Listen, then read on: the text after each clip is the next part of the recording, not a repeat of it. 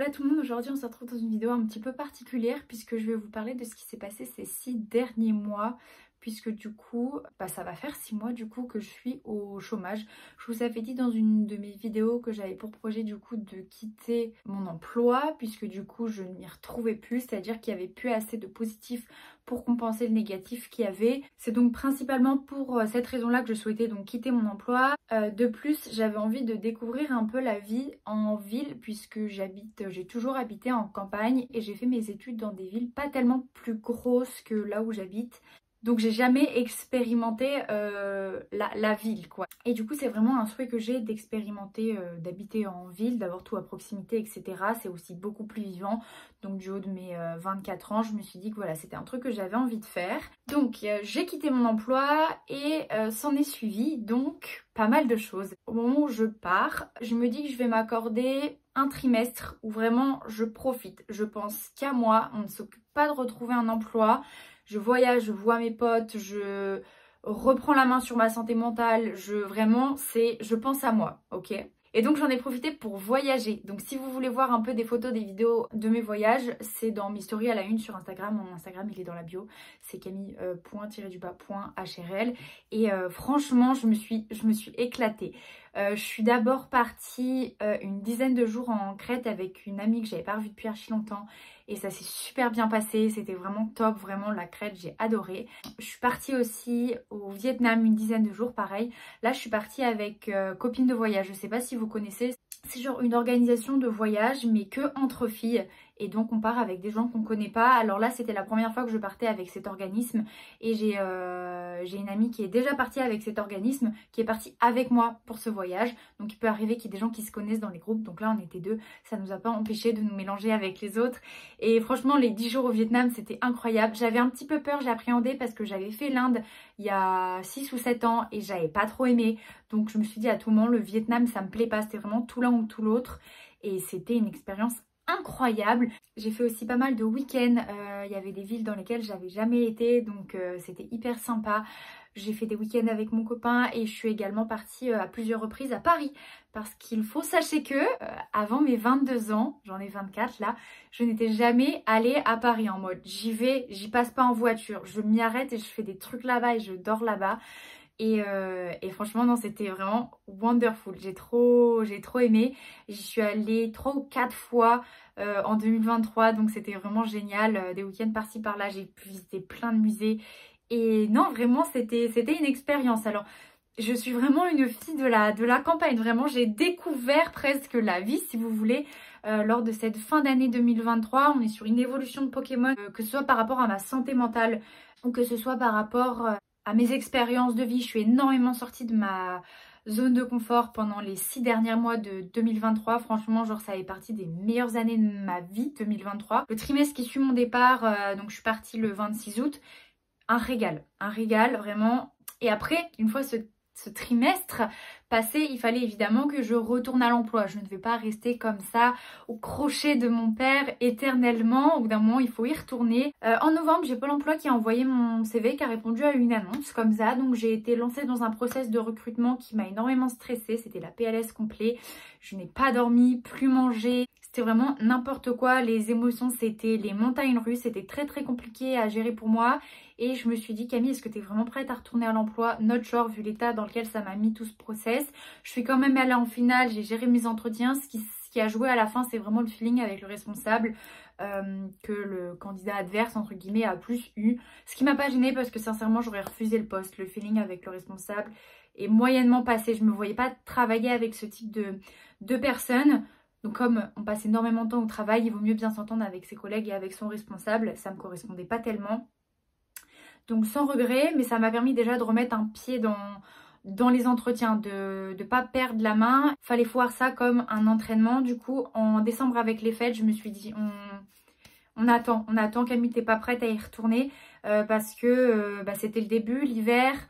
Déjà que ma santé mentale était en pleine évolution positive, j'avais pas envie de me forcer à retourner à travailler si c'était pour repartir dans le mal, très clairement, genre une fois pas deux. Et donc c'est fin janvier, début février que j'ai mis mon CV du coup publique sur un site spécialisé dans le domaine de l'optique. Donc je me suis dit je m'accorde 3 semaines en laissant mon CV comme ça accessible, et si au bout de 3 semaines voilà, j'ai pas de conclusion positive, je répondrai aux annonces du coup, parce qu'il faut pas déconner, genre je vais pas attendre que ça se passe non plus. Je réfléchis un petit peu, mais c'était ma stratégie, c'était ma façon de faire à ce moment-là, c'était ce que j'avais décidé de mettre en place, et j'ai bien fait, ça a payé. Alors j'ai fait un premier entretien, ça l'a pas fait du tout. Ça l'a pas fait dans le sens où les attentes, la façon de travailler, tout ça, ça me correspondait pas. Et tout ne peut pas... Enfin, je m'y retrouvais pas, c'est-à-dire qu'il n'y avait pas assez de positif pour compenser le négatif. Donc je me disais, Camille, ne saute pas non plus sur le premier truc venu. Ils sont venus vers toi, t'as passé l'entretien, t'es pas convaincu, ne te force pas. Restons calmes, il va y avoir d'autres opportunités. Et j'ai bien fait parce que du coup, une enseigne que j'apprécie qui est venue vers moi en début de semaine. On a fait l'entretien le lendemain, ça s'est super bien passé, et le surlendemain, j'ai du coup donné une réponse qui est positive. Donc en théorie, je commence à travailler mi-mars. Donc voilà, je retourne dans le monde du travail. Je suis archi emballée parce qu'il y a vraiment très peu de points négatifs. Donc voilà, j'ai hâte, et donc je vais aller en ville. Et voilà, maintenant il n'y a plus qu'à trouver un appartement parce que je trouve... Enfin, je pense que vous allez être d'accord avec moi pour dire que le marché de l'immobilier est absolument chaotique. Donc voilà, j'ai ma petite promesse d'embauche, donc va falloir que je check ça. Je suis pas inquiète parce que du coup j'ai des amis et j'ai de la famille qui habitent dans cette ville, donc je ne suis pas à la rue si j'ai pas un appartement dans 15 jours. Ça me paraît pas possible d'avoir un appartement dans 15 jours, pour être honnête. L'espoir fait vivre, mais faut doser. Et du coup, mon copain en principe va me rejoindre là-bas. Donc ça va être nice. J'espère que ça va être pour le mieux. Je suis vraiment hyper positive par rapport à ce qui va arriver. Je vous tiendrai évidemment au courant. Et voilà. La reprise du coup du travail a pris plus de temps que prévu, puisque je vous ai dit qu'à la base je m'étais dit que je m'accordais du coup 3 mois où vraiment je me prends pas la tête avec ça, et après je m'y remets.